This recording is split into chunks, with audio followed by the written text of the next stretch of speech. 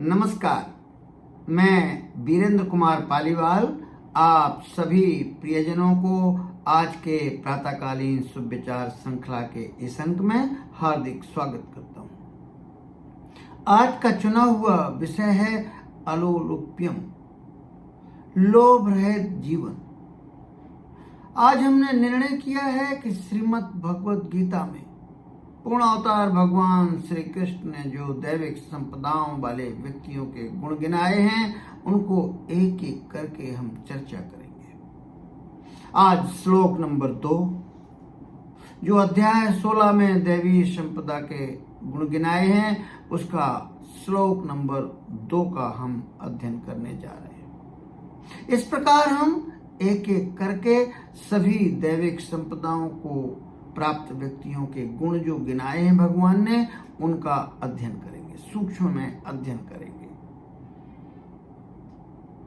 तो सबसे पहले वो श्लोक ही पढ़े।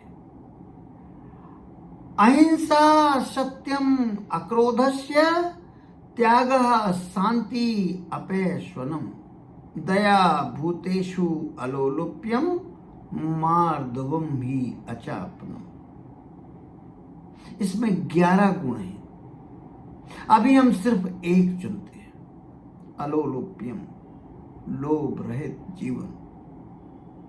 सच में ये जो निर्णय आज हमने लिया है, ये हमारे प्रातःकालीन शुभ विचार श्रृंखला के परम उद्देश्यों के बहुत अनुरूप है। हम चाहते हैं कि हमारा जीवन सुखी, संपन्न और सफल हो।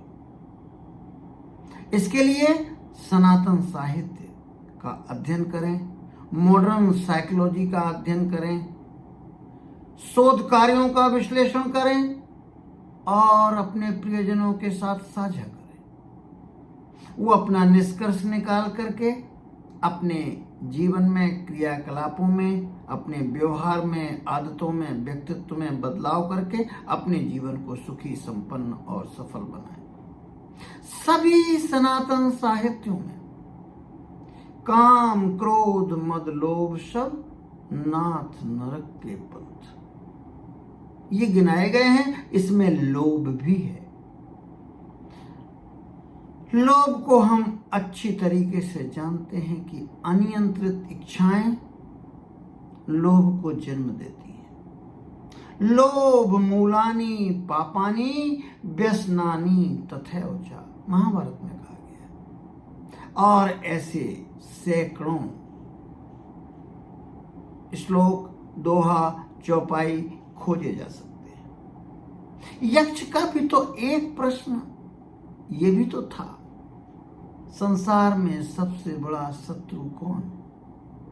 युधिष्ठिर ने जो सही जवाब दिया था वो था लोभ।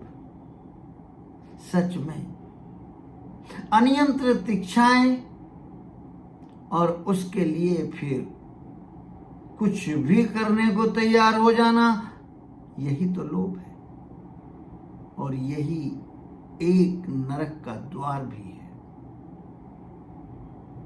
आइए अब शोध कार्य की बात करते हैं। सनातन साहित्य को हम एक सूत्र में बांधकर ये कहना चाहें कि हाँ, लोभ को दुर्गुण गिनाया गया और अलोलुप्यम को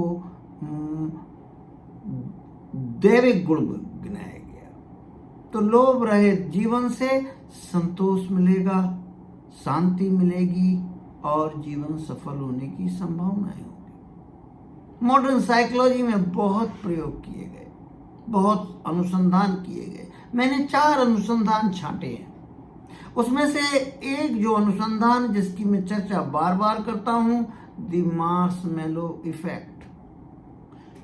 छोटा सा चर्चा इसमें कर लें। कुछ बच्चों को एक कमरे में एकत्रित किया गया, बाकी रिसर्च के योग्य पहले बनाया गया, उनका स्तर सामान्य हो, इत्यादि इत्यादि। इसकी विस्तार में चर्चा नहीं करेंगे। उनको एक कमरे में बिठाया गया और बच्चों को जो बहुत प्रिय होती है मार्शमैलो दी गई और उनसे कहा गया कि आप चाहें तो इसे अभी खा सकते हैं, एक ही मिलेगी, लेकिन यदि आप कुछ क्षण रुक सकें एक समय निश्चित किया गया, इतने समय अगर आप रुक सकें तो फिर आपको 2 मार्शमैलो मिलेंगे। कहते हैं कुछ बच्चों ने वो संयम बरता, बाकी लोगों ने तो खा लिए, लेकिन कुछ बच्चों ने संयम बरता। उन बच्चों का अध्ययन किया गया आगे कि वो कैसे निकले, उनका जीवन कैसा गया। आपको जानकर बड़ी खुशी होगी कि जो बच्चे 2 मार्शमैलो पाले में सफल हुए थे, वो अपने जीवन के सभी क्षेत्रों में सफल पाए गए। तो इसका माने ये है, जो तात्क्षणिक लोभ था, यदि उस पर विजय प्राप्त की जाए तो जीवन के दूसरे क्षेत्रों में सफल होने की संभावनाएं बहुत अधिक हैं। और भी ऐसी बहुत सारी रिसर्च साइकोलॉजी की हैं जिसमें यह सिद्ध हुआ है कि जिन लोगों के अंदर अनियंत्रित लोभ होता है वो मानसिक रोगों का शिकार हो जाते हैं। एंजाइटी ज्यादा होने की संभावनाएं हो जाती हैं। खुश ना होने की संभावनाएं बहुत अधिक बढ़ जाती हैं। ऐसी 4 रिसर्च तो मैंने एकत्रित की हैं। एक हार्वर्ड स्टडी भी है जिसमें ये निष्कर्ष निकला कि स्वयं उपभोग करने से ज्यादा यदि आपके अंदर कुछ देने की वृत्ति है, आप देना चाहते हैं, तो ज्यादा खुशी मिलती है। और भी ऐसी रिसर्चेस हैं। 2002 में एक रिसर्च कैसर करके थी, मटेरियलिज्म एंड वेलबींग। जो लोग बहुत ज्यादा मटेरियलिस्टिक वर्ल्ड में उलझ जाते हैं, उनके सुखी होने की, खुश होने की संभावनाएं बहुत घट जाती हैं। डिलेड ग्रेटिफिकेशन की बात हम कर ही चुके मार्शमैलो इफेक्ट के द्वारा। और भी एक हेडोनिक ट्रेडमिल थ्योरी जो ये बताती है, जो हम लोगों की भी सामान्यता जानकारी है। क्या होता है जो लोग लॉटरी जीत जाते हैं? पाई पाई को जो तरस रहा था व्यक्ति, उसके पास अचानक 100 करोड़ रुपए आ गए। साल भर बाद क्या आप पाएंगे वो वहीं बैठा मिलेगा जहां से यात्रा शुरू हुई थी। इसकी संभावनाएं बहुत अधिक है। इसका तात्पर्य क्या हुआ? सीधा तात्पर्य यही होता है कि ऐसा नहीं है कि ज्यादा धन हो जाने से वो सुखी हो जाएगा। इस भ्रम में न रहें कि यदि आपके पास आज पैसा कुछ कम दिखता है तो धन अधिक आने से आपकी मानसिक शांति, आपका सुख का स्तर बहुत बढ़ जाएगा। तो फिर अनुसंधान और शोध कार्य आप अगर देखेंगे तो पाएंगे कि ये बात सही नहीं है। बहुत जल्द काफूर हो जाएगा वो सुख जो मिला था पैसों से। सुख तो आपको भीतर से ही आएगा। इसके बारे में और अध्ययन करेंगे, आपके साथ फिर और भी साझा करेंगे। ये सिर्फ बौद्धिक ज्ञान न रह जाए। बौद्धिक ज्ञान तो हम सभी का है।